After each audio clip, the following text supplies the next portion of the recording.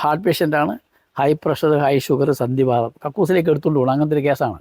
പള്ളിയിൽ നിന്ന് അവർക്ക് അന്ത്യകൂതാശയൊക്കെ കൊടുത്താണ്. ലാസ്റ്റ് പള്ളിയിൽ നിന്ന് കൊടുക്കാവുന്ന കൂതാശയൊക്കെ കൊടുത്തിരിക്കുന്ന ഒരു അമ്മച്ചിയാണ്. ഞാൻ പറഞ്ഞു അതൊക്കെ ശരിയാവും അമ്മച്ചി എന്ന് പറഞ്ഞെങ്കിലും എനിക്ക് ഭയങ്കര പേടിയാണ്. അതറിയോ, ഇങ്ങനത്തെ പേഷ്യൻ്റാണ് ആദ്യം വന്നത്. ഇതെന്തെങ്കിലും സംഭവിച്ചു പോയെങ്കിൽ പിന്നെ നമ്മൾ ആശുപത്രി പോയിട്ടല്ലാണ്ട് വേറെ രക്ഷയൊന്നുമില്ലോ. 4 ദിവസം കൊണ്ട് തന്നെ അമ്മച്ചി മെല്ലെ നടക്കാൻ തുടങ്ങി, കക്കൂസിലേക്ക് തന്നെ പോയി.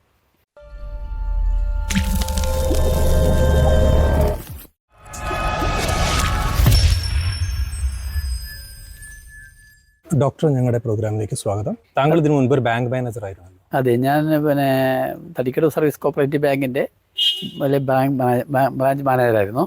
ഒരു 10-38 കൊല്ലം ഞാൻ ബാങ്ക് സർവീസ് കഴിഞ്ഞിട്ട് പെൻഷൻ പറ്റിയ ആളാണ്. എന്തുകൊണ്ടാണ് നാച്ചുറോപ്പതിയിലേക്ക് വന്നത്? എന്തെങ്കിലും ഒരു പ്രത്യേക കാരണമുണ്ടോ? ഉണ്ട്, തീർച്ചയായിട്ടും ഉണ്ട്. ഞാനൊരു 35 വയസ്സായപ്പോൾ തൊട്ട് ഞാനൊരു അലർജി പേഷ്യൻ്റായിരുന്നു. അതായത് ഒരു 10 കൊല്ലത്തോളം അലർജി മൂത്ത് ലാസ്റ്റ് അത് ശ്വാസം മുട്ടലായി, ആസ്മയായി. ഞാൻ നിരന്തരമായി മരുന്ന് കഴിക്കുന്നുണ്ട്. അലർജി തുടങ്ങിയ അന്ന് മുതൽ തന്നെ മരുന്ന് കഴിക്കുന്നുണ്ട്. അത് ലാസ്റ്റ് മരുന്ന് കഴിച്ചിട്ടായാലും ലാസ്റ്റ് ആസ്മയിലെത്തി. ഒരു 10 കൊല്ലം തന്നെ ഏകദേശം മരുന്നുകൾ, വ്യത്യസ്തങ്ങളായ മരുന്ന് കഴിച്ചു. അലോപ്പതി, ആയുർവേദ, ഹോമിയോ എല്ലാ മരുന്നുകളും കഴിച്ചു. അവസാനം അലോപ്പതി ഡോക്ടറാണ് പറഞ്ഞത് ഇതിൽ വേറെ രക്ഷയൊന്നുമില്ല, ഇത് മാറ്റാനൊന്നും പറ്റില്ല, ഇത് നമുക്ക് കൺട്രോൾ ചെയ്യാനല്ലാതെ വേറെ മാറ്റാൻ കഴിയില്ല എന്ന് നമ്മുടെ സുഹൃത്തായിട്ടുള്ള അലോപ്പതി ഡോക്ടർ തന്നെയാണ് പറഞ്ഞത്. അതിന് ബേസ് ചെയ്തിട്ടാണ് അയാൾ പറഞ്ഞിട്ടാണ് ഞാൻ ഹോമിയോപ്പതിയിൽ പോയത്. പ്രഗത്ഭനായ ഒരു ഹോമിയോ ഡോക്ടറുടെ കീഴിൽ ഒരു വർഷം, അതായത് 95 ജനുവരി മുതൽ 96 ജനുവരി വരെ അയാൾ പറഞ്ഞ പ്രകാരമുള്ള മരുന്നുകളെല്ലാം ഞാൻ കഴിച്ചു. പക്ഷേ എനിക്ക് യാതൊരു കുറവുമില്ല. ശ്വാസം മുട്ടിയിട്ട് ഭയങ്കരമാണ്. ഓഫീസിലിരിക്കുമ്പോൾ മറ്റുള്ളവർക്ക് ബുദ്ധിമുട്ടുണ്ടാക്കുന്ന ഒരു രോഗമാണ് ആസ്മ. കാണുന്നവർക്കും കൂടി ഒരു ബുദ്ധിമുട്ടുണ്ടാകുന്നതാണ്. അങ്ങനെ ഞാൻ വീണ്ടും അലോപ്പതിയിലേക്ക് തന്നെ പോയി. ഒരു 97 ഒരു തിരിച്ചറിവുണ്ടായത്. 2-3 പേര് എന്നോട് പറഞ്ഞു, നിങ്ങൾ പ്രകൃതി ചികിത്സ ചെയ്ത് നോക്ക്. എനിക്കതിൽ വിശ്വാസമൊന്നും ഇല്ലായിരുന്നു. കാരണം പ്രകൃതി ചികിത്സയിൽ മരുന്നൊന്നുമില്ല എന്ന് പറയുമ്പോൾ എനിക്ക് വിശ്വാസം തീരെയില്ലായിരുന്നു. കാരണം മണിപ്പാലൊക്കെയുള്ള വലിയ ഡോക്ടർമാരുടെ മരുന്ന് കഴിച്ചിട്ട് മാറാത്ത രോഗം എങ്ങനെയാണ് മരുന്നില്ലാതെ മാറുക? അതിനെപ്പറ്റി എനിക്ക് ഒരിക്കലും സങ്കല്പിക്കാൻ പോലും പറ്റില്ല. പക്ഷേ ലാസ്റ്റ് ഒരു നിർവാഹമില്ലാതെ ഒന്ന് പരീക്ഷിച്ച് നോക്കാമെന്ന് തീരുമാനിച്ചു. ആ സമയത്ത് വേറൊരു പ്രശ്നം കൂടി ഉണ്ടായിരുന്നു എനിക്ക്. എൻ്റെ വൈഫിന് യൂട്രസ് റിമൂവ് ചെയ്യാൻ വേണ്ടി പറഞ്ഞു. അതിന് വില്ലിങ്ങായി, ഞാൻ റെഡിയായിരുന്നു. പക്ഷേ അവൾ റെഡിയല്ല. അവൾ പറഞ്ഞു ഏതായാലും അത് ദൈവം തന്ന ഒരു അവയവം ഞാൻ എടുത്തു കളയാനില്ല, മരിക്കുമ്പോൾ മരിച്ചോട്ടെ, ഏതായാലും സർജറിക്കൊന്നും ഞാനില്ല, 2 സിസേറിയനാണ്, ഇനി അതിനെ കൊണ്ടാവില്ല എന്നുള്ള രീതിയിൽ അവളും പറഞ്ഞു. അപ്പോൾ അങ്ങനെ വഴിമുട്ടി നിൽക്കുന്ന സമയത്താണ് ഈ പ്രകൃതി എന്നാൽ പിന്നെ ഇതൊന്ന് പരീക്ഷയാക്കാമെന്ന് വെച്ചിട്ട് ഞങ്ങൾ 2 പേരും കൂടെ 97 തളിപ്പറമ്പ് മഹാത്മാ പ്രകൃതി ചികിത്സാ കേന്ദ്രത്തിലാണ് ഞങ്ങൾ ആദ്യം പോകുന്നത്. മഹാത്മാ പ്രകൃതി ചികിത്സാ കേന്ദ്രത്തിൽ പോയി ഒരു 25 ദിവസത്തെ ട്രീറ്റ്മെൻറ്റ്. എന്ത് അത്ഭുതമാണെന്ന് പറയാൻ കഴിയില്ല. മരുന്നുകളൊന്നും, ഒരു മരുന്നും ഇല്ലാതെ 3 ദിവസം കൊണ്ട് തന്നെ എനിക്ക് ശ്വാസം മുട്ടൽ കുറഞ്ഞു. ഒരു 5 ദിവസമായപ്പോഴത്തേനും എനിക്ക് നല്ലപോലെ വ്യത്യാസം വന്നു, ശ്വാസം പോകുന്നൊക്കെ അറിയാറായി. ഏതായാലും 25 ദിവസം കഴിഞ്ഞിട്ട് ഞങ്ങൾ വന്നിട്ട് ഇപ്പോൾ 26 കൊല്ലം കഴിഞ്ഞു. 27ാമത്തെ വർഷമാണിത്. ഇതുവരെ ആ ആസ്മ എന്നെ ശല്യപ്പെടുത്തിയിട്ടില്ല. അപ്പോൾ അത് മാറിയപ്പോൾ തന്നെ ഈ മറ്റു മരുന്നുകളൊക്കെ കഴിച്ചിട്ട് മാറാതെ ഇതിൽ വന്ന് മാറിയപ്പോൾ തന്നെ എനിക്ക് പഠിക്കണമെന്ന് ഭയങ്കരമായ ആഗ്രഹം. ഡോക്ടർ എസ് കെ മാധവൻ സാറിനോടൊക്കെ ചോദിച്ച് അതിൻ്റെ ഒരു ഡിപ്ലോമ കോഴ്സിനാണ് ഞാൻ അന്ന് ചേർന്നത്. DNYS എന്ന് പറഞ്ഞൊരു ഡിപ്ലോമ കോഴ്സിന് ചേർന്ന് 3 വർഷത്തെ കോഴ്സാണ്. അത് ഒറ്റപ്പാലത്താണ് കേരളത്തിലെ അതിൻ്റെ സെൻറ്റർ. അതിൽ ചേർന്ന് സമയത്ത് ഡോക്ടർ ബാങ്കിൽ ജോലി ചെയ്യുന്നുണ്ട്. പക്ഷേ അത് ഡിപ്ലോമ കോഴ്സിന് അവിടെ പോയി അവിടെ ക്ലാസ്സിലൊന്നും ഇരിക്കണ്ട, കോൺടാക്ട് ക്ലാസ്സിന് മാത്രം പോയാൽ മതി. അത് ചിലപ്പോൾ മാസത്തിൽ 1 അല്ലെങ്കിൽ 2 മാസം കൂടുമ്പോഴേക്കും ഒരു കോൺടാക്ട് ക്ലാസ് ഉണ്ട്, അതിന് പോയാൽ മതി, വേറെ ഒന്നുമില്ല. പിന്നെ പഠിക്കാനുള്ള മെറ്റീരിയൽസും വായിക്കേണ്ട പുസ്തകങ്ങളുടെ ലിസ്റ്റൊക്കെ അവർ തരും. അതെല്ലാം വെച്ച് ബേസ് ചെയ്തിട്ടാണ് ഈ പരീക്ഷ വരുന്നത്. ഓരോ വർഷവും പരീക്ഷയുണ്ട്, ഓരോ വർഷത്തെ പരീക്ഷയും ചെയ്യിക്കണം. അങ്ങനെ 3 വർഷം, ഒരു 2 വർഷം കഴിഞ്ഞപ്പോൾ തന്നെ ഞാൻ വേറൊരു ഡിപ്ലോമ കോഴ്സിനെ പറ്റി കണ്ടു. ഡിപ്ലോമ ഇൻ ഓർത്തോപ്പതി എന്ന് പറഞ്ഞിട്ടൊരു കോഴ്സ്. അത് ഡോക്ടർ TA ശേഖരൻ ചെയർമാനായിട്ടുള്ള ഒരു ഓർത്തോപ്പതിക്ക് അസോസിയേഷൻ നടത്തുന്ന ഒരു കോഴ്സാണ്. അതിനും ചേർന്നു. അത് നല്ല കോഴ്സായിരുന്നു. അത് അമേരിക്കയിലൊക്കെ DO എന്ന് പറഞ്ഞ് കോഴ്സ് നടക്കുന്ന കോഴ്സ് തന്നെ അതേപോലെ ഇങ്ങോട്ട് മലയാളത്തിലേക്ക് പകർത്തുകയാണ് ഇവർ ചെയ്തത്. അത് ഫാസ്റ്റിങ്ങിനെ പറ്റിയൊക്കെ ഏറ്റവും കൂടുതൽ പഠിപ്പിക്കുന്നത് അതിനകത്താണ്. ആ കോഴ്സും കൂടി ചേർന്നു. ഏകദേശം ഇത് രണ്ടും കൂടെ ഞാനൊരു 5 കൊല്ലത്തെ പഠനം, 3-5 കൊല്ലം കൊണ്ട് ആ കോഴ്സെല്ലാം പൂർത്തിയാക്കി കഴിഞ്ഞപ്പോൾ തന്നെ എനിക്ക് ഈ ആരുടെ എന്തസുഖം വന്നാലും അവരെ പ്രകൃതി ചികിത്സയിലേക്ക് പറഞ്ഞു വിടാൻ വേണ്ടിയിട്ടുള്ള ഒരു പ്രവണതയാണ് ഉണ്ടായിരുന്നു. ആ സമയത്ത് ഡോക്ടറുടെ പ്രായത്രേ? എനിക്കതൊരു 45-46 വയസ്സായിട്ടുള്ളൂ. 5 വർഷത്തെ കോഴ്സ് കഴിഞ്ഞപ്പോഴേക്ക് ഡോക്ടറുടെ ബാങ്കിലത്തെ ജോലി തീർന്നിട്ടുണ്ട്? ഇല്ല, ഞാൻ 2011 പിരിയുന്നത്. 2002 ഞാൻ ഈ ആശുപത്രി തുടങ്ങി. ഇത് 97 ഞാൻ തുടങ്ങിയെങ്കിൽ 2002 ഞാൻ ഹോസ്പിറ്റൽ തുടങ്ങി. സ്വന്തം ഈ 5 കൊല്ലത്തെ പഠനത്തിന് ശേഷം എനിക്ക് തുടങ്ങാതിരിക്കാൻ പറ്റില്ല. അങ്ങനെ ഒരു ഇതിൽ ഞാൻ എത്തിപ്പോവാണ്. കാരണം എന്തോ എന്തെങ്കിലുമൊക്കെ ചെയ്യണം എന്നുള്ളൊരു ഭയങ്കരമായ തരം ഒരു പുതിയ അറിവ് കിട്ടിയത് അത് ആളുകളിലേക്ക് മറ്റുള്ളവരിലേക്ക് എത്തിക്കണം. എന്നാലും അത്ഭുതം എന്ന് പറയട്ടെ, അത് ആദ്യം വന്ന പേഷ്യൻസിനൊക്കെ 100% റിസൾട്ടാണ്. ആദ്യം വന്നതൊക്കെ ഈ ചെറിയ രോഗങ്ങളും കൊണ്ടൊന്നും ആരും വന്നിട്ടില്ല. മെഡിക്കൽ കോളേജിൽ നിന്നെല്ലാം വിട്ട് ഇനി വേറെ വഴിയൊന്നുമില്ല എന്ന് പറഞ്ഞ ആളുകളാണ് എൻ്റെ അടുത്ത് ട്രീറ്റ്മെൻറ്റിന് വേണ്ടിയിട്ട് ആദ്യമൊക്കെ വരുന്നത്.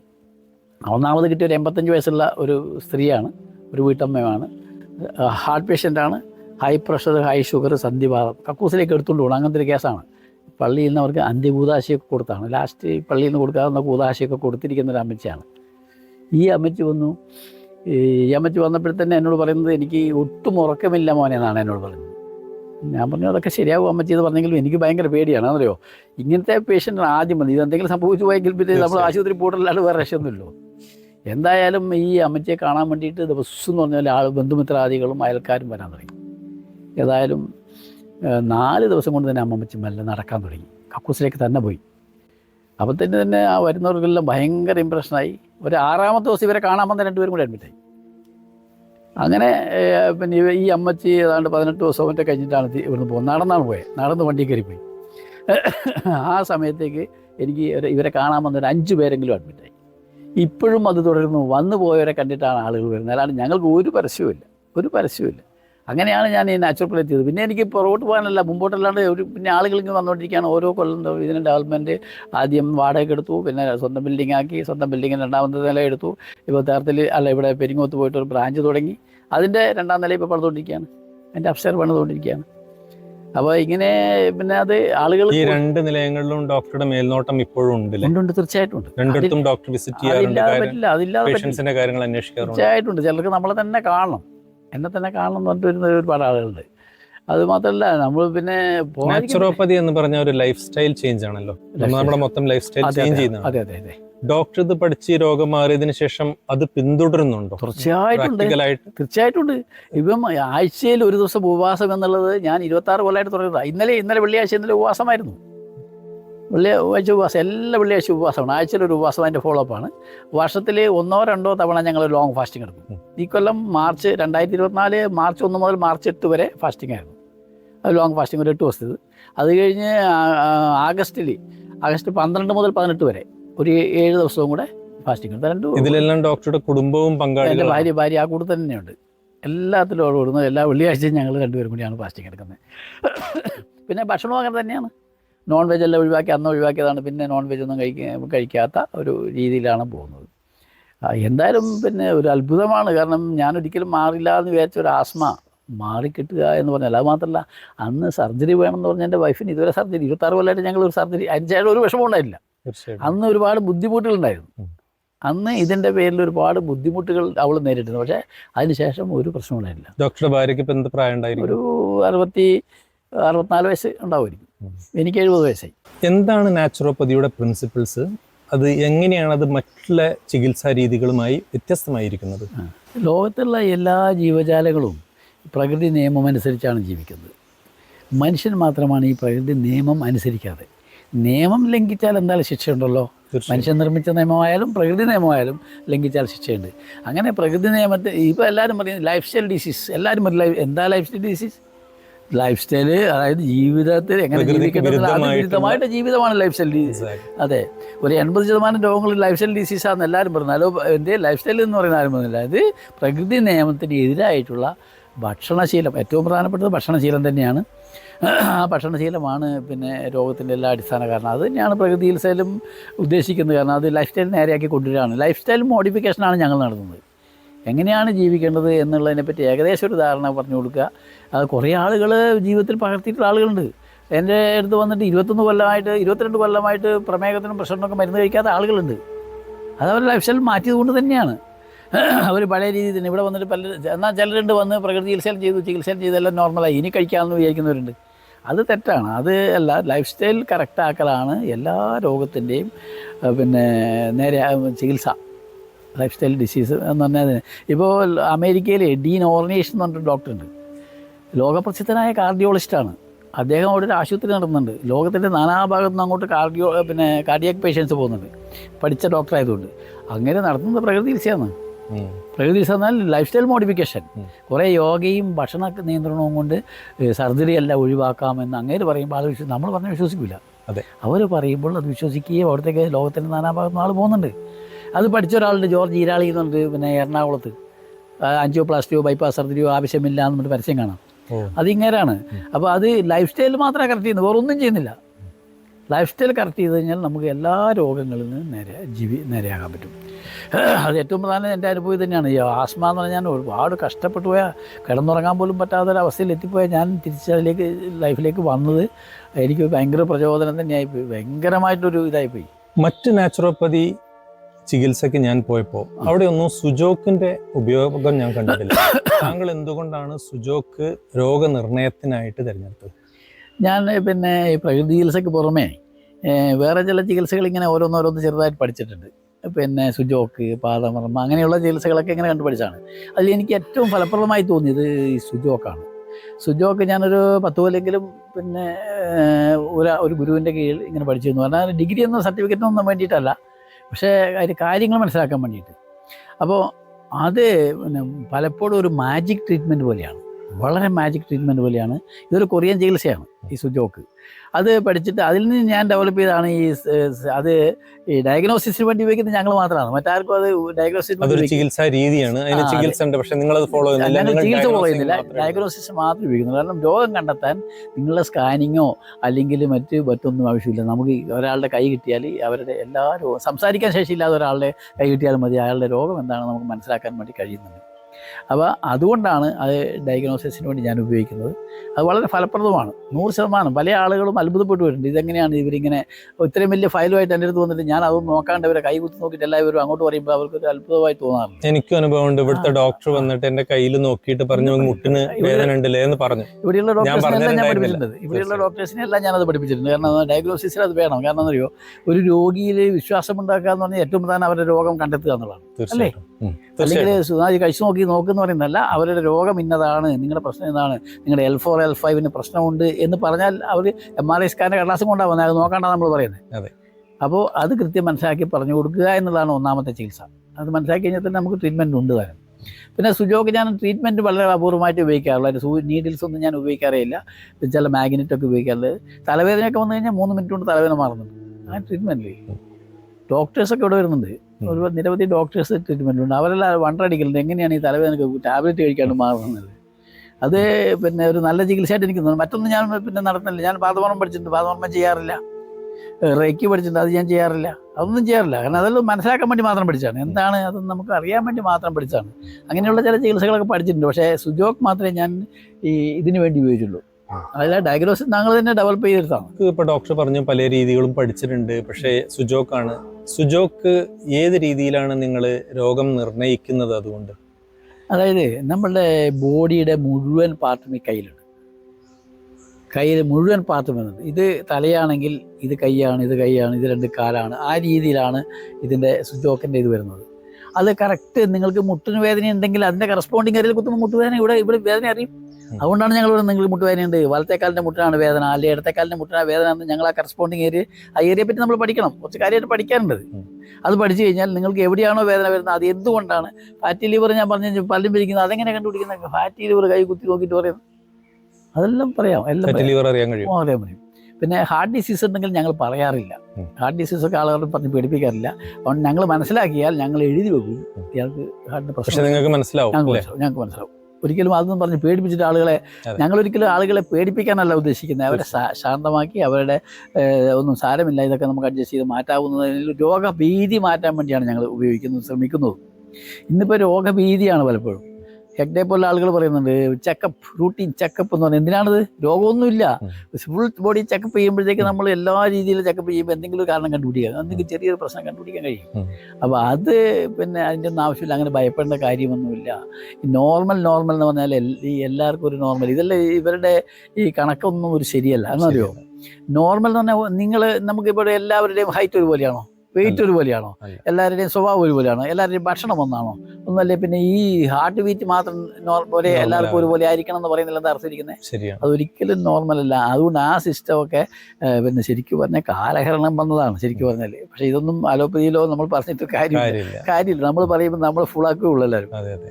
ശരിക്കും പറഞ്ഞാൽ അതെങ്ങനെയാകുന്നേ? ഒരാൾക്ക് ഞാൻ എത്രയോ പിന്നെ പിന്നെ ഈ BP പേഷ്യൻ്റൊക്കെ ഞാൻ ചികിത്സിച്ചിട്ടുണ്ട്. 180-90 അവർ മരുന്ന് കഴിക്കുമ്പോൾ അവർക്ക് കിടന്നുറങ്ങാൻ കഴിയുന്നില്ല. എൻ്റെ അടുത്ത് വന്നു കഴിഞ്ഞപ്പോൾ ഞാൻ മരുന്ന് നിർത്തി. അവർ 180-90 കുറയുന്നൊന്നുമില്ല, പക്ഷെ അവർ സുഖമായി ഉറങ്ങി. കാരണം അവരുടെ നോർമൽ അതാണ്. അത് കുറയ്ക്കാൻ ശ്രമിക്കുമ്പോൾ അവർക്ക് പ്രശ്നമാണ്. അതെ അതെ. അത് ജന്മനാ എല്ലാവർക്കും എല്ലാം ഒരുപോലെ അല്ലല്ലോ. അപ്പോൾ അത് നമ്മൾ മനസ്സിലാക്കണം. ഒരു ആവറേജ് കണക്ക് മാത്രമാണ് ഈ 120-80. അതുപോലെ ഷുഗറും അങ്ങനെ തന്നെ. ഷുഗർ ചിലരുടെ കുറക്കാൻ വേണ്ടി നമ്മൾ കഠിനമായി പ്രവർത്തിക്കുമ്പോൾ അവർക്ക് ഒരു 120 അവർ താഴ്ന്നു പോകും. ഷുഗർ കുറഞ്ഞു പോയ അവസ്ഥ കാണിക്കും. എന്താണെന്നറിയോ? അവർക്ക് അതല്ല, അവരുടെ നോർമൽ അതല്ല. അവര് നമ്മൾ പറയാറുണ്ടല്ലേ, ഈ പൊതുവായിട്ട് ഈ ഫ്രീ രോഗനിർണയ ചികിത്സ അലോപ്പതിയിൽ നടത്തുന്നത് ഒരുപാട് രോഗികളെ പുതുതായിട്ട് ഉണ്ടാക്കിയെടുക്കാൻ ഞങ്ങൾ റിക്രൂട്ട്മെന്റ് ക്യാമ്പാണ്. ആളുകളെ കിട്ടാൻ പിടിക്കാൻ വേണ്ടിയിട്ടുള്ള ഒരു ക്യാമ്പാണ്. കുറെ രോഗികൾ ആശുപത്രി വളരെ നോർമലായി നടക്കുന്നവനെ പിടിച്ചുകൊണ്ട് ആ ഷുഗർ ഉണ്ട്, പ്രഷർ ഉണ്ട്, മരുന്ന് പിടിക്കാൻ തുടങ്ങണം. ക്യാൻസർ നിർണയ ക്യാമ്പ്. അവർക്ക് എന്തെങ്കിലും ഒരു ചെറിയ അടയാളം കണ്ടു കഴിഞ്ഞാൽ ഉടനെ പിടിച്ച് ഉടനെ പോയി പരിശോധിച്ചു, അത് നോക്കി ഇത് നോക്കി എല്ലാം കൂടി അവസാനം ഒരു രോഗഭയം തന്നെ രോഗം ഉണ്ടാക്കും. അതെ. എനിക്ക് ഇന്ന രോഗമുണ്ടോ എന്ന് സംശയിച്ച് ആ രോഗം വരും ഉറപ്പാ എന്ന് പറഞ്ഞ പോലെ അവിടത്തേക്ക് നമുക്ക് കൊണ്ടെത്തിക്കുകയാണ് ഈ നിർണയ ക്യാമ്പുകളൊക്കെ ചെയ്യുന്നത്. ഈ രോഗം വന്നില്ലെങ്കിൽ മാനസികമായിട്ട് തന്നെ അയാളെ തകർക്കാൻ എളുപ്പമാണ്. ഉറപ്പാണ്. ഇപ്പൊ ഏറ്റവും വലിയ പ്രശ്നം ഇതല്ലേ, എല്ലാവരുടെയും പേടി മരണത്തെ ഭയമില്ലാതല്ലോ. മരണത്തിന്റെ ഒരു കാരണമാണല്ലോ രോഗം. അപ്പൊ അതുകൊണ്ടാണ് രോഗത്തെ പേടിക്കുന്നത്. എങ്ങനെയാണ് ഒരു രോഗിക്ക് വേണ്ട ചികിത്സാ രീതി നിർണ്ണയിക്കുന്നത്? ഒരു രോഗി അലോപ്പതിയോ ആയുർവേദമോ എന്തെങ്കിലും ഉപയോഗിക്കുന്ന രോഗിയാണെങ്കിൽ അത് രണ്ടും കൂടി സമന്വയിപ്പിച്ച് കൊണ്ടുപോകാറാണോ അതോ? അല്ല, ഇവിടെ വന്നു കഴിഞ്ഞാൽ, ഞങ്ങളുടെ അടുത്ത് വന്നു കഴിഞ്ഞാൽ അവരുടെ മരുന്നുകൾ എന്തൊക്കെയാണ് കഴിക്കുന്നത്, അങ്ങനെ ഭയങ്കര നിർബന്ധമായിട്ടുള്ള ചില മരുന്നുകളുണ്ടോ? ചിലപ്പോൾ മാനസിക രോഗമൊക്കെ ഉള്ളവർക്കാണെങ്കിൽ ചില മരുന്നുകൾ നിർത്താൻ പറ്റില്ല. അങ്ങനെയുള്ള മരുന്നുകൾ ഇപ്പം നിർത്താതെ ഇരിക്കാൻ എന്തൊക്കെ ടെക്നിക്കുണ്ട്, എന്തൊക്കെ സ്വത്തുണ്ട്, നിർത്താതെ കൊണ്ടുപോകാൻ വേണ്ടി എങ്ങനെ പറ്റും? ചില മരുന്നുകളിൽ ഇപ്പോൾ അപസ്മാരം പോലുള്ള രോഗങ്ങൾക്ക് ചില മരുന്നുകൾ നിർത്താൻ പറ്റില്ല. അങ്ങനെയുള്ള രോഗികളെ ചികിത്സിക്കുമ്പോൾ ലേശം ശ്രദ്ധിക്കണം. മറ്റെല്ലാവരുടെയും മരുന്ന് നിർത്താം, മറ്റുള്ളവരുടെ എല്ലാം മരുന്ന് നിർത്തിയിട്ട് തന്നെയാണ് ഞങ്ങൾ ചികിത്സിക്കുന്നത്. നമ്മൾ ചികിത്സയുടെ ഏറ്റവും പ്രധാനപ്പെട്ടത് ഫാസ്റ്റിംഗ് ആണ്, ഉപവാസമാണ്. ഉപവാസ സമയത്ത് ഒരിക്കലും മരുന്ന് കഴിച്ചുകൂടാ. കഴിക്കുന്ന മരുന്നുകളെല്ലാം കെമിക്കൽസാണ്. അത് ഭക്ഷണത്തിന് മുമ്പോ പിമ്പോ കഴിക്കേണ്ടതാണ്. ഭക്ഷണം കഴിക്കാത്ത അവസ്ഥയിൽ അത് കഴിച്ചാൽ അത് നമ്മുടെ ശരീരത്തെ ദോഷകരമായി ചെയ്യും. ഇപ്പോൾ പാരസെറ്റമോൾ പനിയില്ലാതെ കഴിക്കാൻ പറ്റുമോ? വേറെ എന്തെങ്കിലും അസുഖമില്ലാതെ പാരസെറ്റമോൾ കഴിച്ചു വിടുമോ എന്ന് പറഞ്ഞ പോലെ ഈ അസുഖം ഉള്ളപ്പോൾ പോലും കഴിക്കാൻ പാടില്ലാത്തതാണ്. അത് ഭക്ഷണത്തിനോ കഴിച്ചിട്ടോ ഭക്ഷണത്തിന് മുമ്പോ പിമ്പോ ആണെങ്കിൽ അത്രയും ബോഡിയെ എഫക്റ്റ് ചെയ്യില്ല. അതുകൊണ്ടാണ് പിന്നെ ഈ ഫാസ്റ്റിംഗ് സമയത്ത് ഇതെല്ലാം നിർത്തണമെന്ന് ഞങ്ങൾ പറയുന്നു. ഇത്രയും കാലത്തെ ചികിത്സക്കിടയിൽ ഭയങ്കര നേട്ടമായി അല്ലെങ്കിൽ ഒരുപാട് അഭിമാനം തോന്നിയ എന്തെങ്കിലും ഒരു പ്രത്യേക കേസ് ഓർത്തെടുക്കാനുണ്ടോ? ഉണ്ട്. ഒന്നല്ല, ഒരുപാട് കേസുണ്ട്. അതിൽ ഏറ്റവും ഞാൻ ഒരു കാര്യം പറയാം. 2007 എൻ്റെ അടുത്തൊരു പേഷ്യൻ്റ് വന്നു നെയ്വേലിയിൽ നിന്ന്. അത് എനിക്കൊരു ഒരിക്കലും മറക്കാൻ പറ്റാത്തതാണ്. മൾട്ടിപ്പിൾ ക്രോസിസ്, അലോപ്പതിയിൽ ചികിത്സയില്ല. 1.5 കൊല്ലമായി പിന്നെ മദ്രാസ് അപ്പോളയിലെ ട്രീറ്റ്മെൻറ്റാണ്. മൾട്ടിപ്പിൾ ക്രോസിസ് എന്ന് പറഞ്ഞാൽ എന്താ? അത് ഞരമ്പുകളെ ബാധിക്കുന്നതാണ്. ആൾ തളർന്നു പോയായിരുന്നു, ഒരു വശം തളർന്നു പോയായിരുന്നു. ഒരു 23 വയസ്സുള്ള പയ്യനാണ്. അവൻ എഞ്ചിനീയറിംഗ് വിദ്യാർത്ഥിയാണ്. ലാസ്റ്റ് സെമസ്റ്റർ പരീക്ഷ എഴുതാനായപ്പോഴാണ് വീണുപോയത്. അതുകൊണ്ട് ഇവന് പരീക്ഷ എഴുതാൻ പറ്റിയിട്ടില്ല.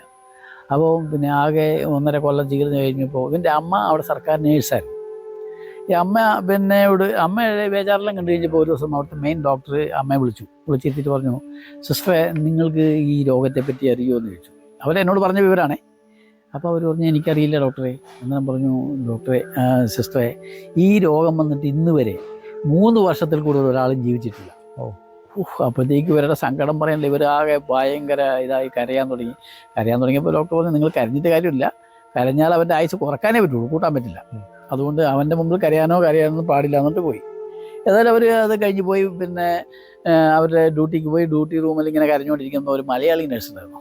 ആ മലയാളി നേഴ്സ് പിന്നെ ഇവരോട് ചോദിച്ചു, എന്താ സിസ്റ്ററെ കരയുന്നത്? അങ്ങനെ പറഞ്ഞ മലയാളി നേഴ്സ് പറഞ്ഞു, ഇവർ മലയാളി നേഴ്സിനോട് പറഞ്ഞു, ഇങ്ങനെയാണ് സ്ഥിതി, വിവരങ്ങൾ മുഴുവൻ പറഞ്ഞു. ഒരു പൊട്ടിക്കരഞ്ഞപ്പോൾ ഈ മലയാളി നേഴ്സ് ഇവരെ ആശ്വസിപ്പിക്കാൻ വേണ്ടി പറഞ്ഞു, സിസ്റ്ററെ നിങ്ങൾക്ക് അറിയൊന്നും വേണ്ട, ഇവർക്കല്ലേ ചികിത്സയില്ലാതെ ഞങ്ങളുടെ നാട്ടിൽ ഒരുപാട് ചികിത്സകളുണ്ട്. പിന്നെ ആയുർവേദം, പിന്നെ നാച്ചുറോപ്പതി എന്ന് പറഞ്ഞിട്ടൊക്കെ ഒരുപാട് ട്രീറ്റ്മെൻ്റ് ഉണ്ട്. അവിടെ എല്ലാ രോഗത്തിനും ചികിത്സ, നിങ്ങൾ പേടിക്കൊന്നും വേണ്ട, ഞാൻ അന്വേഷിക്കാം എന്നൊക്കെ പറഞ്ഞിട്ട് ഇവരെ സമാധാനിപ്പിച്ചു. പക്ഷേ തൽക്കാലം സമാധാനിപ്പിക്കാൻ വേണ്ടിയാണ് ഇവർ പറഞ്ഞത്. അതുകൊണ്ട് ആ സിസ്റ്റർ എന്നാൽ അന്വേഷിക്കുക എന്ന് പറഞ്ഞിട്ട് അവർ കരയാതെ കരച്ചെല്ലാം നിർത്തിപ്പോയി. ഞാൻ അന്വേഷിക്കാമെന്നൊക്കെ പറഞ്ഞു. അന്ന് വൈകുന്നേരം അവരുടെ അനിയത്തി വെള്ളരിക്കൊണ്ടുള്ളത്. അനിയത്തോട് ഇങ്ങനെ സംസാരിച്ചു, എടി എൻ്റെ കൂടുതൽ വർക്ക് ചെയ്യുന്ന ഒരു നേഴ്സിൻ്റെ മോനിങ്ങനെ മൾട്ടിപ്പിൾ ക്രോസിസ് എന്ന രോഗമാണ്, അവനിങ്ങനെ 3 കൊല്ലത്തിൽ കൂടുതൽ ജീവിച്ചിരിക്കില്ലെന്നാണ് പറയുന്നത്, എന്തെങ്കിലും ചികിത്സ നമ്മുടെ നാട്ടിൽ എന്തെങ്കിലും ഉണ്ടോ എന്ന് നോക്കുമ്പോൾ ഇവരെന്ത് പറഞ്ഞോ, ചേച്ചിയുണ്ട്, നമ്മുടെ നാട്ടിലൊരു ആശുപത്രി ഉണ്ട്, എല്ലാ രോഗത്തെയും ചികിത്സിക്കുന്ന ആശുപത്രി ഉണ്ട്.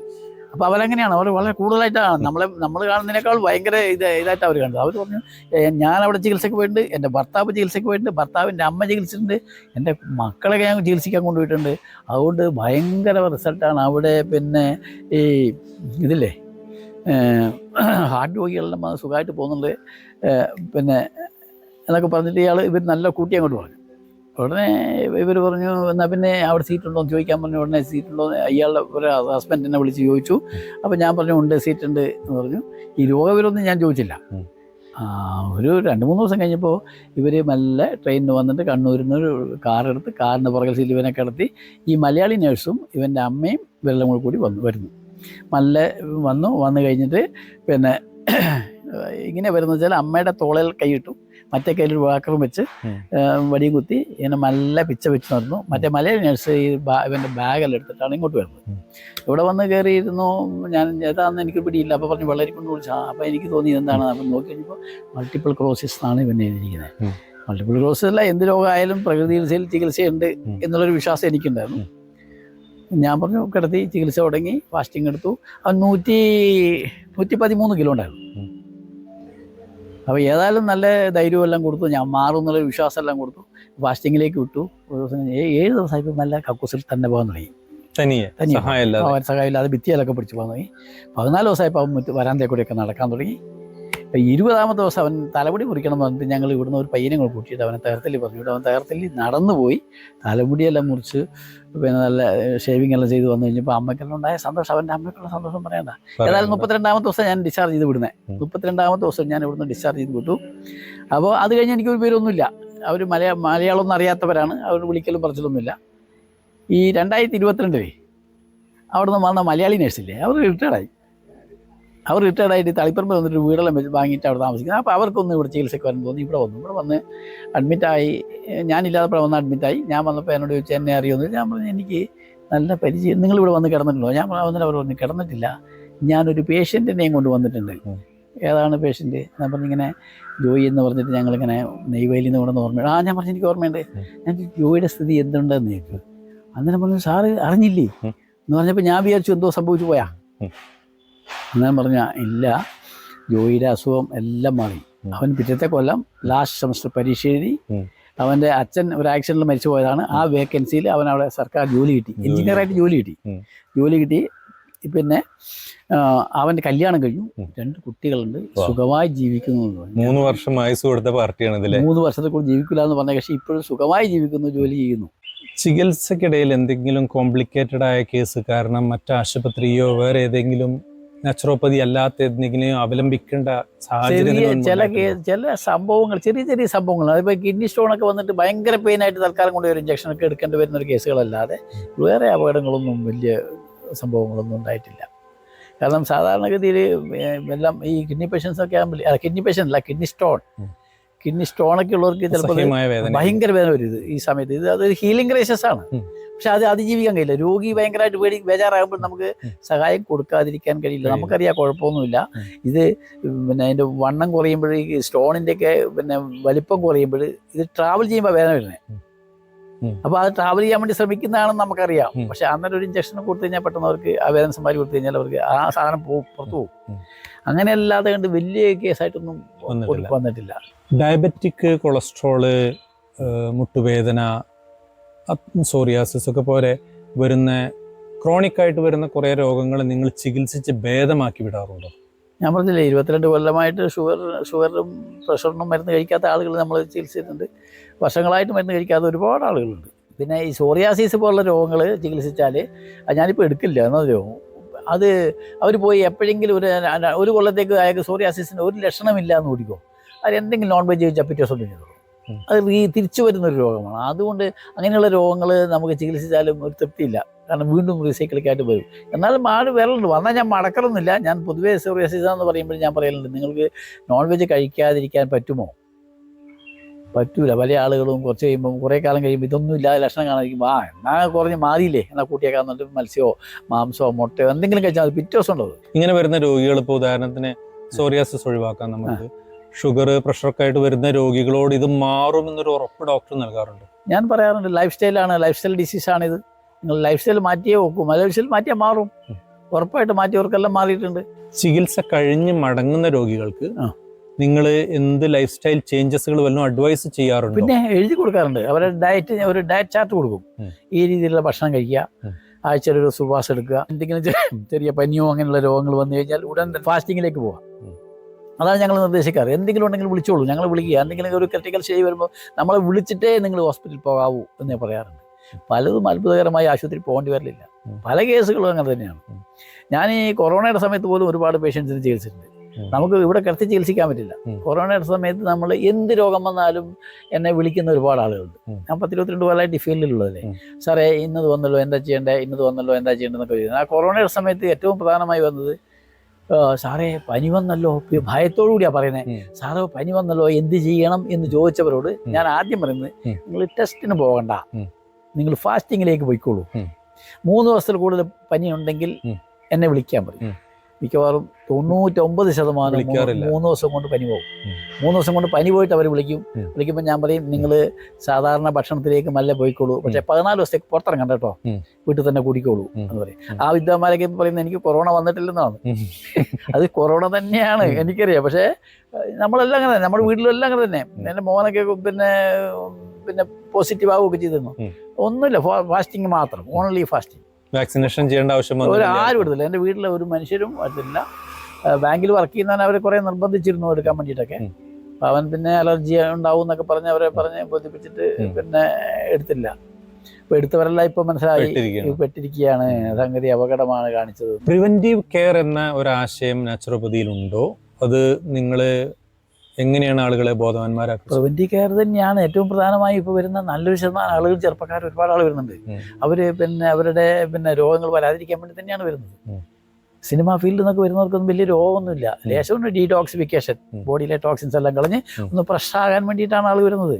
അത് ഉറപ്പാണ്. രോഗം വന്ന് ചികിത്സിക്കുന്നതിനേക്കാൾ വളരെ നല്ലതാണ് ഹെൽത്തി ആയിട്ട് പൊതു ആരോഗ്യം മെച്ചപ്പെടുത്തിക്കൊണ്ടിരിക്കുക. ഇതൊരു ബോഡി സർവീസിംഗ് ആണ്. നമ്മൾ വണ്ടിയെല്ലാം വാങ്ങിയാൽ കൃത്യമായി സർവീസ് ചെയ്യുന്നില്ലേ? ഇത് രോഗം ഇല്ലെങ്കിലും രോഗം ഉണ്ടെങ്കിലും ഒരു ബോഡി സർവീസിങ് നമ്മൾ വർഷത്തിൽ നടത്തിയ ഒരു മാരകമായ രോഗങ്ങളെ പറ്റി പേടിക്കുകയേ വേണ്ട. നമ്മളിപ്പോൾ ഓട്ടോഫാഗിങ്ങിൻ്റെ ഒക്കെ നിങ്ങൾ മനസ്സിലാക്കിയിട്ടില്ലേ? ഓട്ടോഫാഗിങ് പിന്നെ അവർ പറയുന്നത് ശരിക്കും പറഞ്ഞാൽ ലോങ് ഫാസ്റ്റിംഗ് എടുക്കുന്നവർക്ക് ക്യാൻസർ പോലും വരില്ലെന്നാണ് പറയുന്നത്. കാരണം ക്യാൻസർ സെല്ലുകൾ മുഴുവൻ ഉപയോഗിക്കുകയാണ്, റീസൈക്കിളിക്കായിട്ട് ഭക്ഷണം വാങ്ങി. ഓട്ടോഫാഗിങ് എന്നാണ്, സെൽഫ് ഈറ്റിംഗ്, തന്നെത്താൻ തിന്നുകയാണ്. അപ്പോൾ പിന്നെ ദുർബല കോശങ്ങൾ അവിടെ ഉണ്ടാവില്ല, ക്യാൻസർ വരാൻ സാധ്യതയില്ല. അങ്ങനെയുള്ളൊരു അവസ്ഥയാണ്. അതിലേക്ക് ലോകം എത്തും, ഉറപ്പായിട്ട് എത്താതിരിക്കുന്നില്ല. ഇപ്പോൾ നമ്മൾ ഈ കെമിക്കൽസ് കൊണ്ടുള്ള ചികിത്സകൾ, ഇപ്പം പ്രായമുള്ള ഡോക്ടേഴ്സ് നോക്കുക, അവർ പരമാവധി മരുന്ന് കുറച്ചായിരുന്നത്. അതെ, ചെറുപ്പക്കാരാണ് മുഴുവൻ ഇരുന്നത്. കാരണം ഇവർക്ക് ഇതിൻ്റെ സൈഡ് എഫക്റ്റ് മനസ്സിലായില്ല. മറ്റൊരു കുറെ മനസ്സിലാക്കിയിട്ടാണ് ഇപ്പൊ ഹെഗ്ഡെ പോലുള്ള ആളുകൾ മരുന്നിന് കംപ്ലീറ്റ് ചെയ്തിട്ടില്ലേ. മണിപ്പാൽ മെഡിക്കൽ കോളേജിന്റെ ഏറ്റവും ഉയർന്ന പദവിയിലെത്തി പെൻഷൻ പറ്റിയ ആൾ പറയുന്നത് മരുന്ന് കഴിക്കാൻ പാടില്ല. നമ്മൾ മനസ്സിലാക്കേണ്ട കാര്യമാണ്. കാരണം അത്രയും കാലത്തെ അറിവ് കൊണ്ട് പുള്ളി മനസ്സിലാക്കിയ കാര്യമാണ് ഇപ്പൊ പറയുന്നത്. ഇപ്പം എല്ലാവരും അത് കളിയാക്കി പറയും, പക്ഷെ അത് സത്യമാണ്. അത് മനസ്സിലാക്കാൻ അത്രയും സമയമെടുത്തു. ഇവിടെ ഒന്നും കാലത്ത് യോഗ ഉണ്ട്. ഞാൻ പോയിട്ടുള്ള മറ്റ് നാച്ചുറോപ്പതി സെന്ററുകളിലും യോഗ ഉണ്ടായിരുന്നു. യോഗയും നാച്ചുറോപ്പതിയുമായിട്ട് എന്തെങ്കിലും പ്രത്യേക ബന്ധം വല്ലതും ഉണ്ടോ? അതോ സ്ട്രെസ് ആങ്സൈറ്റി ഒക്കെ കുറയ്ക്കാൻ വേണ്ടി നിർദ്ദേശിക്കുന്നതാണ്? 2-3 കാര്യങ്ങളുണ്ട്. ഒന്ന്, നമ്മളെ ഇപ്പം നിങ്ങൾ ഈ കുഴഞ്ഞു വീണ് മരിക്കുന്നു എന്ന് പറഞ്ഞിരിക്കുന്നില്ലേ, അതിലെ 99% കാരണവും ഓക്സിജൻ ലെവൽ താഴ്ന്നുകൊണ്ടാണ്. അപ്പം യോഗ ചെയ്യുന്നവർക്ക് ഒരിക്കലും ഈ ഓക്സിജൻ ലെവൽ താഴില്ല. കാരണം ബ്രീത്തിങ് അത്രമാത്രം ബ്രീത്തിങ് അവർ എടുക്കുന്നുണ്ട്. ഈ ഓരോ യോഗ ചെയ്യുമ്പോഴും ബ്രീത്തിങ് എടുക്കുന്നത് അവരുടെ ഓക്സിജൻ ലെവൽ എപ്പോഴും ഹൈ ആയിരിക്കും. അത് ഏറ്റവും പ്രധാനമാണ്. നമ്മുടെ എനർജിക്ക് നമുക്ക് ഓക്സിജൻ അല്ലേ വേണ്ടത്. ഓക്സിജനും ഗ്ലൂക്കോസും കൂടി ഉപയോഗിച്ചിട്ടല്ലേ എനർജി ഉണ്ടാക്കുന്നത്. അപ്പോൾ ഈ എനർജിക്ക് ആവശ്യമായ ഓക്സിജൻ കിട്ടണമെങ്കിൽ നമ്മൾ ശരിക്കും ബ്രീത്തിങ് എടുക്കണം. ബ്രീത്തിങ് എടുക്കാൻ പറഞ്ഞാൽ ആരും എടുക്കില്ല, പക്ഷേ യോഗ ചെയ്യുമ്പോൾ ബ്രീത്ത് ചെയ്യാതിരിക്കാൻ പറ്റില്ല. അത് ഒരു കാര്യമാണ്. പിന്നെ ഒരു എക്സർസൈസ് വേണമല്ലോ. നമ്മളെ ബ്ലഡ് സർക്കുലേഷനൊക്കെ കറക്റ്റാക്കാൻ വേണ്ടി ഒരു എക്സർസൈസ് വേണമല്ലോ. അതിൽ കൂടുതൽ പ്രാധാന്യമൊന്നും ഞങ്ങൾ കൊടുക്കുന്നില്ല. യോഗ പ്രത്യേകിച്ച് പ്രാധാന്യങ്ങൾ ഉണ്ടെങ്കിൽ പോലും ഞങ്ങൾ അതിന് കൊടുക്കാൻ നമുക്ക് സാധിക്കില്ല. യോഗ മാത്രം പഠിപ്പിക്കുന്നിടത്ത് ചെയ്യട്ടെ. നമ്മൾ ഇവിടെ യോഗ അങ്ങനെ ഒരു വലിയ പ്രാധാന്യം ഓക്സിജൻ ലെവൽ കൂടുക. പിന്നെ ഞങ്ങൾ ചെയ്യുന്ന ഒരു കാര്യമാണ്, ഈ വൈറ്റമിൻ സിയുടെ ലെവൽ എല്ലാവർക്കും കുറവാണ്. വൈറ്റമിൻ സിയുടെ ലെവൽ വർദ്ധിപ്പിക്കുക, ഓക്സിജൻ ലെവൽ വർദ്ധിപ്പിക്കുക തന്നെ പൊതുവെ ആരോഗ്യം മെച്ചപ്പെടും. വൈറ്റമിൻ സിയുടെ ലെവൽ വർദ്ധിപ്പിക്കുന്ന ഗുളിക കഴിച്ചിട്ടല്ല, അതിന് പറ്റിയ ഭക്ഷണം കഴിച്ചിട്ടാണ്. ഈ വൈറ്റമിൻ സിയുടെ കുറവ് മനുഷ്യന് വരാൻ കാരണം ചൂടാകുമ്പോൾ നഷ്ടപ്പെട്ടു പോകുന്ന സാധനമാണ് വൈറ്റമിൻ സി. എല്ലാം ഉപയോഗിച്ച് തിന്നുന്ന മനുഷ്യന് എവിടുന്ന സി കിട്ടുന്നത്? ഏത്തപ്പഴം പോലും പുഴുങ്ങിയിട്ടാണ് തിന്നുന്നത്. അപ്പോൾ സി കിട്ടൂല. അപ്പം അതിനു വേണ്ടിയാണ് ഞങ്ങൾ നെല്ലിക്ക പോലുള്ള സാധനങ്ങൾ കുറച്ച് കൂടുതൽ ഉപയോഗിക്കുന്നത്. ഏറ്റവും കൂടുതൽ നാച്ചുറലായിട്ട് സി ഉള്ള സാധനമാണ് നെല്ലിക്ക. അപ്പം സി ലെവൽ ഉയരുകയും ഓക്സിജൻ ലെവൽ ഉയരുകയും ചെയ്താൽ നമ്മൾ എനർജറ്റിക് ആവും. നമ്മളിവിടെ ഇനി വളരെ ഉറക്കം തൂങ്ങിയിട്ട് വരുന്ന ആളും ലാസ്റ്റ് 14 ദിവസം കഴിഞ്ഞ് ഫാസ്റ്റിംഗ് എല്ലാം കഴിഞ്ഞ് പോകുമ്പോൾ നല്ല സ്മാർട്ടായിട്ട് പോകുന്നതിൻ്റെ പ്രധാന രഹസ്യങ്ങളിൽ ഒന്നത് തന്നെയാണ്. അവരുടെ ബോഡിയിൽ ആവശ്യമായ ഓക്സിജനും ആവശ്യമായ സിയും ഒക്കെ ഉണ്ടെങ്കിൽ തന്നെ രോഗപ്രതിരോധം ഉണ്ട്, അതോടൊപ്പം തന്നെ എനർജിയും ഉണ്ട്. നാച്ചുറോപ്പതിയിൽ പുതിയ ഡെവലപ്മെന്റ്സ് എന്തെങ്കിലും ഉണ്ടാവാറുണ്ടോ? ഉണ്ടെങ്കിൽ അത് നിങ്ങളുടെ ചികിത്സാ രീതിയെ അത് ബാധിക്കാറുണ്ടോ? പുതിയ ഡെവലപ്മെന്റ്സ് എന്ന് പറഞ്ഞാൽ പഴയകാലത്ത് കേരളത്തിലൊക്കെ നാച്ചുറോപ്പതി എന്ന് പറഞ്ഞാൽ ഫാസ്റ്റിംഗ് ഇല്ലായിരുന്നു. അപ്പം ഞാൻ ഫാസ്റ്റിംഗ് തെറാപ്പി തുടങ്ങുന്ന 1997 നമ്മൾ ഫാസ്റ്റിംഗ് തുടങ്ങി 2002 ഫാസ്റ്റിംഗ് തെറാപ്പി നടത്തുമ്പോൾ ഫാസ്റ്റിംഗ് ആണ് മെയിൻ. ഞങ്ങളുടെ ട്രീറ്റ്മെന്റിൽ ഏറ്റവും പ്രധാനം ഫാസ്റ്റിംഗ് ആണ്. ഈ ഫാസ്റ്റിംഗ് നടത്തുമ്പോൾ കേരളത്തിലെ ഭൂരിഭാഗം ആശുപത്രികളിലും ഫാസ്റ്റിംഗ് തെറാപ്പി അല്ല. ഞാൻ പോയ സെന്ററുകളിലൊന്നും ഫാസ്റ്റിംഗ് തെറാപ്പി അത്ര പ്രാധാന്യമില്ല. ഫാസ്റ്റ് ഞാൻ ചെയ്യണമെന്ന് പറഞ്ഞപ്പോൾ മാത്രമാണ് അവരെനിക്ക് സജസ്റ്റ് ചെയ്തത്. പക്ഷേ അതിന്റെ റിസൾട്ട് കൂടുതൽ കിട്ടുന്നത് ഫാസ്റ്റിംഗ് തെറാപ്പി നടത്തിയിടത്താണ്. നമുക്കിപ്പോൾ എപ്പോഴും ബുക്ക് ചെയ്താണ്ട് ആൾക്ക് സീറ്റ് കൊടുക്കാൻ കഴിയാത്തത് എന്തുകൊണ്ടാണ്? റിസൾട്ട് ഉള്ളതുകൊണ്ടല്ലേ. അപ്പോൾ ആ റിസൾട്ട് കിട്ടണമെങ്കിൽ ഫാസ്റ്റിംഗ് എടുക്കണം. അപ്പോൾ ഈ ഫാസ്റ്റിംഗ് ആണ് ഇപ്പോൾ അടുത്ത കാലത്ത് കൂടുതലായിട്ട് വന്നിട്ടില്ല. എല്ലാവരും ഫാസ്റ്റിങ്ങിലേക്ക് വരുന്നുണ്ട്, ഫാസ്റ്റിംഗ് തെറാപ്പിയിലേക്ക് വരുന്നുണ്ട്. അത് ഒരു ഡബിൾ ഇതാണ്. പിന്നെ വേറെ നമുക്ക് മോശമായിട്ട് വരുന്ന ഒരു ഇതും അതിനകത്ത് വരുന്നില്ല. നമ്മളെല്ലാം അതൊക്കെ തന്നെയാണ് നമ്മൾ പറഞ്ഞ കാര്യങ്ങളാണ് ഇപ്പോൾ സ്റ്റഡി ചെയ്തിട്ട് പല കാര്യങ്ങളും വരുന്നത്. ഇന്നലെ എന്നോട് അമേരിക്കയിൽ നിന്ന് വന്നൊരു പ്രൊഫസർ ചോദിച്ചു, ഇതിന്റെ സ്റ്റഡീസ് ഇപ്പോൾ 2016 ഓട്ടോഫാഗിങ്ങിന്റെ റിസൾട്ട് നിങ്ങൾ 2002 ഇതെങ്ങനെ തുടങ്ങി? നിങ്ങൾക്ക് എങ്ങനെ അവിടെ നിന്ന് അറിവ് കിട്ടിയത്? പുള്ളിക്ക് അറിഞ്ഞുകൂടാ തന്നെ. ഞാൻ പറഞ്ഞു നാച്ചുറോപ്പതിക്കാർ ഇത് പണ്ടേ തുടങ്ങിയതാണ്. അതെ, ഈ ഉപവാസം എല്ലാ മതങ്ങളിലുണ്ട്. അത് വിശ്വാസത്തിന്റെ പേരിൽ നടത്തിയാണ്. പക്ഷേ ട്രീറ്റ്മെന്റിന് വേണ്ടിയിട്ട് ചികിത്സയ്ക്ക് വേണ്ടി ഉപവാസം ഉപയോഗിച്ചത് ഡോക്ടർ ഐസക് ജെന്നിങ്സ്, ഒരു അമേരിക്കൻ ഡോക്ടറാണ്, അലോപ്പതി ഡോക്ടറാണ്. അദ്ദേഹമാണ് പ്രകൃതിയുടെ പിതാവായിട്ട് അറിയപ്പെടുന്നത്, ഐസക് ജെന്നിങ്സ്. അദ്ദേഹമാണ് ഇത് ട്രീറ്റ്മെന്റിന് വേണ്ടിയിട്ട് ഉപവാസം ഉപയോഗിക്കുന്നത്. ഉപവാസം അല്ലാണ്ട് പണ്ടേ നൂറ്റാണ്ടുകളായിട്ട് ഉപവാസം ഉണ്ടെന്നൊക്കെ നമ്മൾ പറയുന്നുണ്ടെങ്കിലും അതൊന്നും ചികിത്സയ്ക്ക് വേണ്ടി ആയിരുന്നില്ല. ഇസ്ലാമിൽ ഒരു മാസം മുഴുവൻ ഉണ്ട്. അത് ചികിത്സയ്ക്ക് വേണ്ടിയല്ലല്ലോ, ഒരു വിശ്വാസത്തിന്റെ പേര്. പക്ഷേ അത് നമ്മുടെ മുൻഗാമികള് നമ്മളെക്കാൾ അറിവുള്ളവരാണ്. ഇവന്റെ ആരോഗ്യം നന്നാൻ ഇത് ഫാസ്റ്റിങ്ങിന് അത് ഉൾപ്പെടുത്തിയാലേ ശരിയാവുള്ളൂ അവർക്കറിയാവുന്നതുകൊണ്ട് അവിടെ വിശ്വാസത്തിന്റെ പേര് കയറ്റി വെച്ചാണ്. പക്ഷെ അതിന്റെ മെത്തേഡ് എടുക്കുകയാണെങ്കിൽ അതിന് ഗുണം നമുക്കുണ്ട്, ഉറപ്പാണ്. ഹിന്ദുക്കളെ സംബന്ധിച്ച് ഏകാദശി വ്രതം 2 ആഴ്ച കൂടുമ്പോൾ ഒരു ദിവസം ഫാസ്റ്റിംഗ് ആണ്. ക്രിസ്ത്യൻസിനെ സംബന്ധിച്ചോളം എല്ലാ വെള്ളിയാഴ്ചയും, വെള്ളിയാഴ്ച കഴിഞ്ഞാൽ എല്ലാ വെള്ളിയാഴ്ചയും ഫാസ്റ്റിംഗ് ആണ്. പക്ഷെ ആരും എടുക്കുന്നുണ്ടോ ഇല്ലെന്ന് എനിക്കറിയില്ല, ഫോളോ ചെയ്യുന്നില്ല. മുസ്ലിമുകളെ സംബന്ധിച്ചിടത്തോളം ഒരു വർഷത്തിൽ 150 ദിവസം ഫാസ്റ്റിംഗ് ആണ്. 365 ദിവസത്തിൽ 150 ദിവസം ഫാസ്റ്റിംഗ് ആണ്. കാരണം അറിയോ, ആഴ്ചക്ക് 2 നോമ്പുണ്ട് ഇല്ലേ? അതെ, 52 ആഴ്ചക്ക് 104 നോമ്പായില്ലേ? 30 ദിവസം ഒന്നിച്ചായി, 134 ആയില്ലേ? പിന്നെ ചില പെരുന്നാളുകളൊക്കെ വരുമ്പം 2-3 ഒക്കെ എടുക്കുന്ന ഇതുണ്ട്. അങ്ങനെയാണ് 150 ദിവസം ഒരു വർഷത്തിൽ ഫാസ്റ്റിംഗ് ആണ്. ഫോളോ ചെയ്യുന്ന ആളുകൾ. അതെ അതെ, അതിന്റെ മെത്തേഡ് ലേശം കൂടെ അവർക്ക് എൻ്റെ അടുത്ത് വന്ന പല ആളുകളും മെത്തേഡ് പരിഷ്കരിക്കാറുണ്ട്. അതായത് രാത്രി ഈ കഴിക്കുന്ന ഭക്ഷണം നിർത്തിയിട്ട് വേണമെങ്കിൽ ഒരു ജ്യൂസോ ഫ്രൂട്ട് ജ്യൂസോ കഴിച്ച് നിർത്തുവാണെങ്കിൽ അതിന്റെ ഇരട്ടി ഗുണമായി പോകും. അതൊരു ചികിത്സക്കുള്ള ഗുണം കൂടി ആയി പോകും. ഒന്നാമത് എന്താണെന്ന് വെച്ചാൽ മുസ്ലിം മതസ്ഥരുടെ ഇടയിൽ കാശ് വന്നപ്പോ ജീവിതശൈലിയിൽ ഒരുപാട് മാറ്റങ്ങൾ വന്നു. അപ്പൊ വിഭവങ്ങളുടെ എണ്ണം ഒരുപാട് കൂടി. അപ്പൊ ഇതൊരു ആഘോഷമായി, ഉദ്ദേശമല്ല ഇപ്പൊ ആളുകൾ ഫോളോ ചെയ്യും. അതെ, നമുക്കറിയില്ലേ റംസാൻ മാസമാണ് ഏറ്റവും കൂടുതൽ പൈസ ചെലവുള്ളത്. അതാണ്, ഉപവാസം എടുക്കുന്ന മാസത്തിൽ ചെലവ് ഡബിൾ ആയി പോകും, ഇരട്ടിയായി പോകും. അപ്പൊ നമുക്ക് മനസ്സിലാവില്ല. നാച്ചുറോപ്പതി, ഓർത്തോപ്പതി, ആയുർവേദം, ഒരു പരിധിവരെ ഹോമിയോ എല്ലാം ശുദ്ധ തട്ടിപ്പാണെന്ന് കരുതുന്ന വലിയൊരു സമൂഹം നമ്മുടെ ഇടയിലുണ്ട്. അത്തരം ആളുകൾ ആരെങ്കിലും ഇടപഴകാറുണ്ടോ? അത്തരം ആളുകൾ രോഗികളായി വന്ന അനുഭവങ്ങൾ ഉണ്ടായിട്ടുണ്ടോ? അത്തരം ആളുകൾ ഇടപെടാറുണ്ട്. എനിക്ക് ഇതുവരെ വന്നിട്ടില്ല. ഒരു പരിചയമില്ലാത്ത ആളെ എനിക്ക് ഗൂഗിൾ റിവ്യൂ ഇട്ടിട്ടുണ്ട്. ഇതുവരെ ഞാൻ കണ്ടിട്ടില്ല, ആളെ അറിയും കൂടി ഇല്ല. എവിടുന്നോ ബാംഗ്ലൂരിൽ പറ്റാ നമ്മളെടുത്ത് വന്നിട്ടില്ല. ഞാനൊരു മറുപടി ഇട്ടു. കാരണം നിങ്ങളിവിടെ ചികിത്സക്ക് വന്നിട്ടില്ല, നിങ്ങൾ എന്നെ വിളിച്ചിട്ടില്ല, പിന്നെ ഇങ്ങനെ നിങ്ങൾ റിവ്യൂ ഇടുന്നേ, ആരോ പറഞ്ഞു കേട്ടിട്ട് റിവ്യൂ ഇടുന്നത്, അങ്ങനത്തെ ചില ആളുകളുണ്ട്. കാരണം അവർ ഈ നാച്ചുറോപ്പതിക്ക് എതിരാണ്, അലോപ്പതിയുടെ ആളുകളാണ്. അല്ലാതെ ഈ തട്ടിപ്പാണെന്ന് വിശ്വസിക്കുന്നവർ ഒരുപാട് ആളുണ്ടല്ലേ. അവർക്ക് അവരുടെ അറിവില്ലായ്കയാണ്. തീർച്ചയായിട്ടും. പിന്നെ അറിവില്ലായ്ക എന്ന് പറഞ്ഞാലേ, ഞാൻ എൻ്റെ ഒരു ഇത് പറയുന്നതിൽ തെറ്റില്ലല്ലോ, അല്ലെ ഒരു അനുഭവം പറയുന്നതിൽ തെറ്റില്ലല്ലോ. ഞാൻ എൻ്റെ ഭാര്യയെയും കൊണ്ട് പിന്നെ ഞാൻ പറഞ്ഞില്ല, ഞങ്ങൾ ട്രീറ്റ്മെൻറ്റ് പോയി എന്ന് പറഞ്ഞില്ലേ, ഒരു കൊല്ലം കഴിഞ്ഞതിന് ശേഷം ഞാൻ പിന്നെ കണ്ണൂർ അതേ ഞങ്ങൾ ആദ്യം സ്കാൻ ചെയ്ത് അതേ സ്കാൻ സെൻറ്ററിൽ ചെന്നിട്ട് പിന്നെ ഡോക്ടറോട് പിന്നെ റിപ്പീറ്റ് ചെയ്യാൻ പറഞ്ഞു. അപ്പോൾ ഇയാൾ ചോദിച്ചു എന്തിനാണ് റിപ്പീറ്റ് ചെയ്യുന്നത്? ഞാൻ പറഞ്ഞു അത് പിന്നെ ഞങ്ങളൊരു ട്രീറ്റ്മെൻറ്റ് ചെയ്യുന്നുണ്ട്, അതിന് വല്ല റിസൾട്ട് ഉണ്ടോ എന്ന് അറിയാൻ വേണ്ടിയാണ്. എന്ത് ചികിത്സയാണ് ചെയ്യുന്നത്? ഞാൻ പറഞ്ഞു എനിക്ക് കള്ളത്തരത്തിൻ്റെ ആവശ്യമില്ല. ഞാൻ പറഞ്ഞു ഒരു നാച്ചുറോപ്പതി ട്രീറ്റ്മെൻ്റ് ആണ് ചെയ്യുന്നത്, പ്രകൃതി ചികിത്സയാണെന്ന്. അപ്പോൾ തന്നെ ഇയാളുടെ മുഖം ലേശക്കറുത്തു. ഏതായാലും ഇയാൾ സ്കാൻ ചെയ്തു. സ്കാൻ ചെയ്തിട്ട് എന്നോട് പറയുന്നു മുഴയൊന്നും മാറിയിട്ടൊന്നുമില്ല, മുഴ അതുപോലെ തന്നെയുണ്ട്. പിന്നെ ഇതെല്ലാം ശുദ്ധ തട്ടിപ്പല്ലേ, പ്രകൃതി ചികിത്സ വന്നാണ് ശുദ്ധ തട്ടിപ്പാണ്, വെറും കാശ് വാങ്ങാൻ വേണ്ടി മാത്രമുള്ള ഒരു ഏർപ്പാടാണ്. എന്നിട്ട് ഇയാൾ പ്രകൃതി ചികിത്സയെ പറ്റി ഒരുപാട് കുറ്റം പറയാണ്. ആസ്മ മാറിയിട്ട് ഇരിക്കുന്ന ആളാണ് ഞാൻ എൻ്റെ ആസ്മയായിട്ട് വന്നിട്ടില്ല. അപ്പോൾ ഞാൻ ഇങ്ങനോട് എന്ത് മറുപടി പറയണം എന്നിങ്ങനെ ആലോചിച്ചുകൊണ്ടേ ഇരുന്നു. കുറച്ച് നേരം കഴിഞ്ഞ് ഇയാൾ ഇതെല്ലാം പറഞ്ഞ് റിപ്പോർട്ടെല്ലാം എഴുതി കഴിഞ്ഞിട്ട് നിങ്ങളെപ്പോൾ ആളുകൾ ഇപ്പോഴും ഉണ്ടല്ലോ എന്ന് പറഞ്ഞപ്പോൾ ഞാൻ ചോദിച്ചു, സാറ് നാച്ചുറോപ്പതി പഠിച്ചിട്ടുണ്ടോ? ഞാൻ പഠിച്ചിട്ടില്ലെന്നു. ഞാൻ പറഞ്ഞു നിങ്ങൾ പഠിക്കാതെ ഒരു വിഷയത്തെ പറ്റി ഇത്ര ആധികാരികമായിട്ട് എനിക്ക് എങ്ങനെ ഉപദേശം തരുന്നേ? നിങ്ങളത് പഠിച്ച ഒരാളാണെങ്കിൽ പറയാം ഞാൻ അതിനെ പറ്റി വേണ്ടത്ര പഠിച്ചിട്ടുണ്ട്, അതുകൊണ്ട് മോശമാണ് എന്ന് നിങ്ങൾക്ക് പറയാം. എന്ന് പറഞ്ഞ പോലെ ഈ തട്ടിപ്പും പിന്നെ ഇത് മോശമാണെന്ന് പറയുന്നവരാരും ഇതിന്റെ അടുത്ത് പോലും വന്നിട്ടില്ല. ഒന്നുകിൽ പ്രകൃതി ചികിത്സ ചെയ്യണം, അല്ലെങ്കിൽ അത് പഠിക്കണം. ഇത് രണ്ടും ചെയ്യാത്തവരാണ് ഇതിനെ കുറ്റപ്പെടുത്തുന്നത്. ശരീര സൗഖ്യത്തിനല്ലാതെ മാനസിക നിലയിലേക്ക് വല്ല മാറ്റങ്ങൾ വരുത്താൻ ഉറപ്പായിട്ട് വരും. ശരീരവും മനസ്സും രണ്ടാണെന്ന് പറയാൻ പറ്റില്ല, ഒന്ന് തന്നെയാണ്. ശരീര സൗഖ്യം ഉള്ളപ്പോഴാണ് മാനസിക സൗഖ്യം ഉള്ളത്. മനോനില തെറ്റിയവരെ ഫാസ്റ്റിംഗ് കൊടുത്താൽ നേരെയാക്കാന്ന് പറയുന്നത്, പക്ഷെ ഞാൻ ഇതുവരെ എടുത്തിട്ടില്ല. ഫാസ്റ്റിംഗ് കൊടുത്തിട്ട് തളിപ്പറമ്പിലൊക്കെ പറയുന്നുണ്ട്, ഭ്രാന്തുള്ളവരെ മാറ്റിയിട്ടുണ്ടെന്നൊക്കെ പറയുന്നുണ്ട്. പക്ഷേ എനിക്ക് പിന്നെ എൻ്റെ അടുത്ത് ഈ ഡിപ്രഷനൊക്കെ മരുന്ന് കഴിക്കുന്നവർ വന്നാൽ ഞാൻ മരുന്നെല്ലാം നിർത്തിയിട്ട് കൊടുക്കാറുണ്ട്. പല ആളുകളും ഇവിടുന്ന് നല്ല സുഖപ്പെട്ടു എന്ന് പറഞ്ഞിട്ട് പോകാറുണ്ട്. പക്ഷേ പലപ്പോഴും ഈ ഡിപ്രഷനൊക്കെ അവരെ തൊഴിൽപരമായിട്ടോ അല്ലെങ്കിൽ അവരുടെ മറ്റ് സാഹചര്യങ്ങളുമായിട്ട് ബന്ധപ്പെട്ടിട്ടോ ആണെങ്കിൽ തിരിച്ച് ആ സാഹചര്യത്തിലേക്ക് പിന്നെ മരുന്ന് വേണ്ടി വരും. കാരണം അതിന് മെൻ്റൽ പവർ അത്രയും വർദ്ധിപ്പിച്ചിട്ടില്ലെങ്കിൽ അങ്ങനെയാണ്. ചില ആളുകളുണ്ട് ഉറക്കമില്ലാഞ്ഞിട്ടൊക്കെ വന്നിട്ട് എത്രയോ ആളുകൾക്ക് നമുക്ക് ഇത് ഉണ്ട്. മാനസികാരോഗ്യത്തിനും ഇത് അത്യാവശ്യമാണ്. രോഗഭയം മാറും, അതാണ് ഏറ്റവും പ്രധാനം. രോഗത്തെ പറ്റിയുള്ളൊരു ഭയം ഈ നാച്ചുറോപ്പതി ട്രീറ്റ്മെൻറ്റ് കഴിഞ്ഞാൽ മാറും.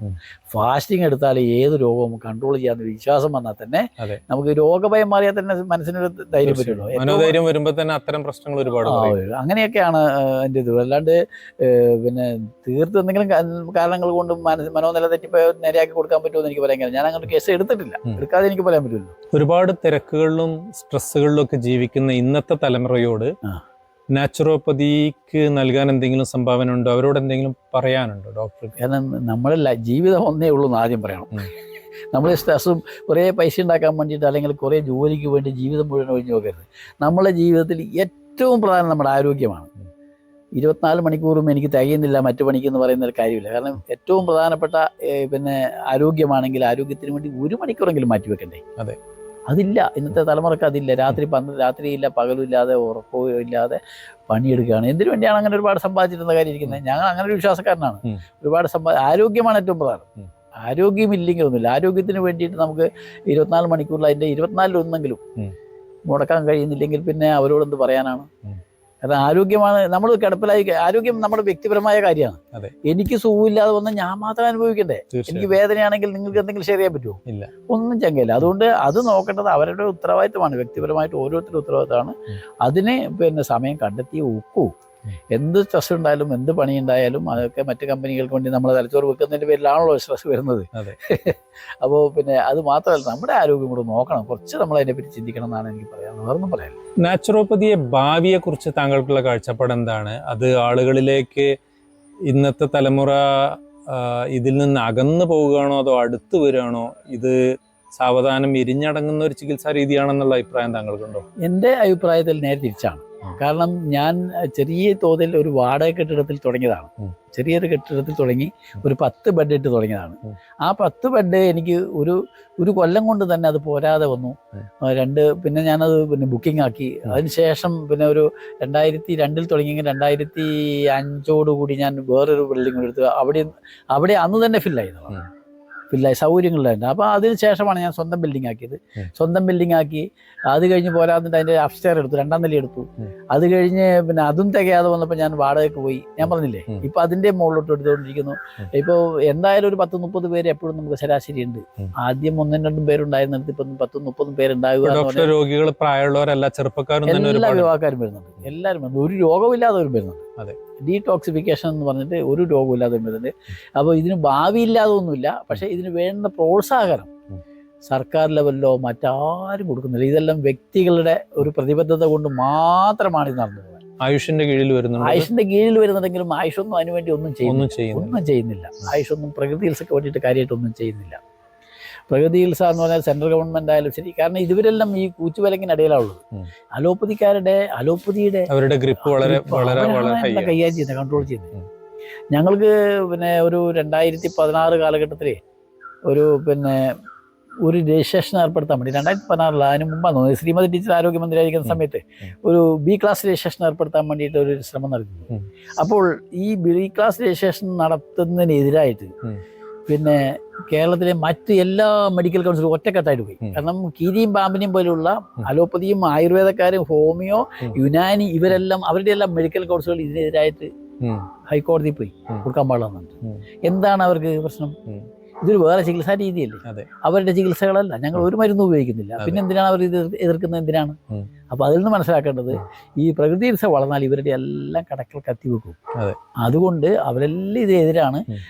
അതിനെ അനുകൂലിക്കേണ്ടത് പിന്നെ സർക്കാരാണ്. സർക്കാരും അതിനൊന്നും ചെയ്തിട്ടില്ല, ഒന്നും ചെയ്യുന്നില്ല, ഇപ്പോഴും ചെയ്യുന്നില്ല. ഞങ്ങൾ ഒരുപാട് നിവേദനങ്ങൾ കൊടുക്കുകയും ഒക്കെ ചെയ്തു. ഇപ്പോഴും പുതിയ ആരോഗ്യ നിയമം വന്നു കഴിഞ്ഞ പ്രകാരം ആർക്കും നമുക്കൊന്നും പ്രാക്ടീസ് ചെയ്യാൻ പറ്റാത്ത സ്ഥിതിയാണുള്ളത്. ചെയ്യാൻ പറ്റില്ല.